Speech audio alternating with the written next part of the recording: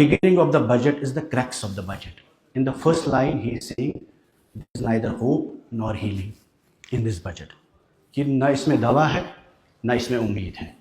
Jammu and Kashmir is a young state, 65% आबादी नौजवानों की है.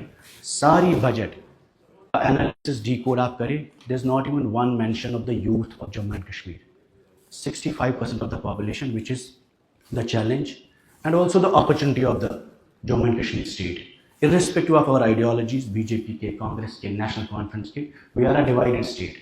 Jammu is predominantly Hindu area, Kashmir is Muslim area. There are very few things that unite us.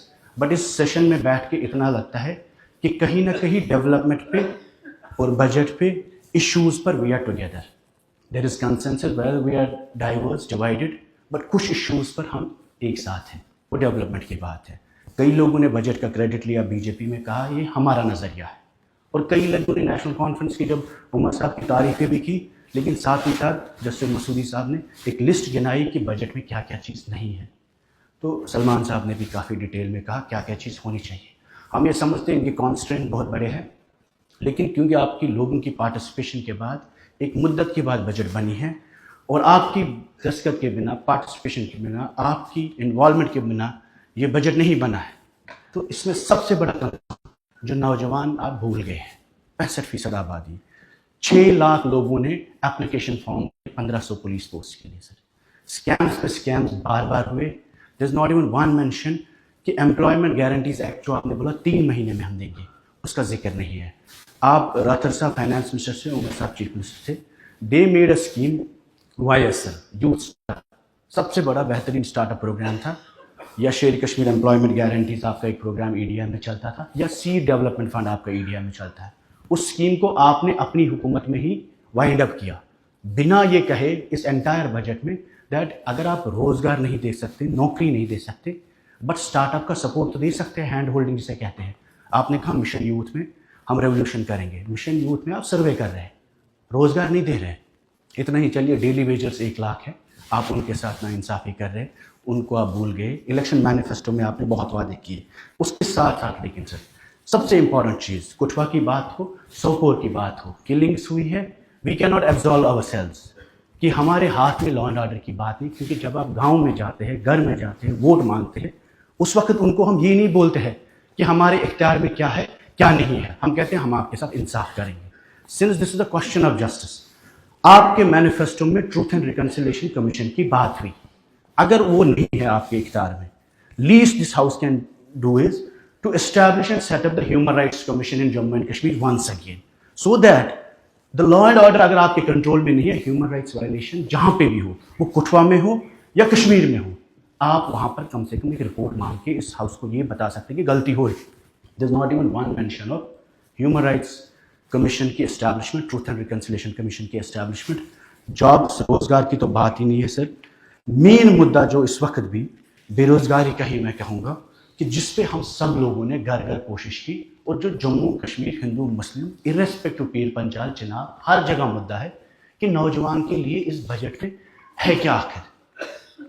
Simple one word in the entire budget that you are going to offer to the youth of Kashmir और Jammu. We are a very fragile state. नौजवानों का एक बहुत बड़ा बहरान है. अगर नौजवानों को उम्मीद नहीं मिलेगी सरकार से, बजट से, इस हाउस से, चाहे हम कितने कमज़ोर क्यों ना हो, उसके वॉलेटाइल रिएक्शन है जम्मू कश्मीर में. तो इसलिए मैं आपसे एक बार फिर आपके माध्यम से ये बताना चाहता हूँ कि वादों पर हम इल्ज़ाम तराशी लगा सकते हैं. आप अगर तनवीर साहब ने परसों अपना मैनिफेस्टो दिखाया, हमें आपके मैनिफेस्टो की बहुत नॉलेज भी है, क्योंकि आपके इलेक्शन में ये जो यहाँ नजराना है उसका नतीजा है. अगर आप ऑटोनॉमी से, स्टेट से, 370 से टाइम मांग सकते हैं, लेकिन बेरोजगारी से नहीं, डेली वेजर से नहीं, कैजुअल लेबर से नहीं. उसके साथ साथ आपने बोला ठीक है हमने इनहेरिटेंस पे स्टैम्प ड्यूटी हटाई.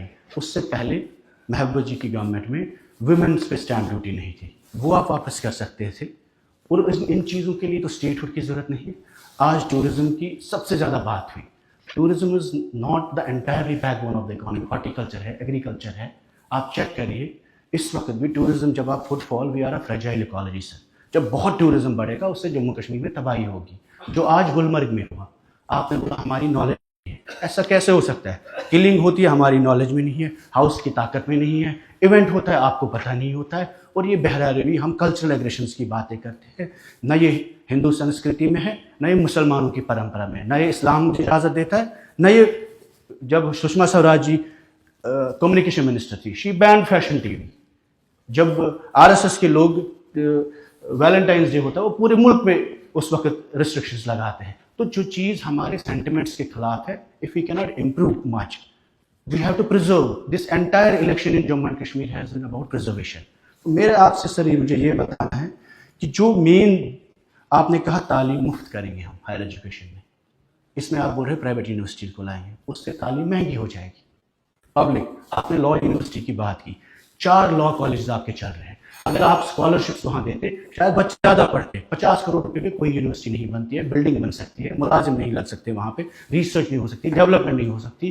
نیو انسٹیٹیوشنز بنانے سے زیادہ بہتر تھا کشمیر یونیورسٹی کا لا ڈپارٹمنٹ آپ ٹھیک کرتے, جموں میں, اور جو پرائیویٹ کالجز ہیں ان کو ٹھیک کرتے. سب سے بڑا مدعا, private schools have contributed a lot to the idea of education in Jammu and Kashmir despite violence.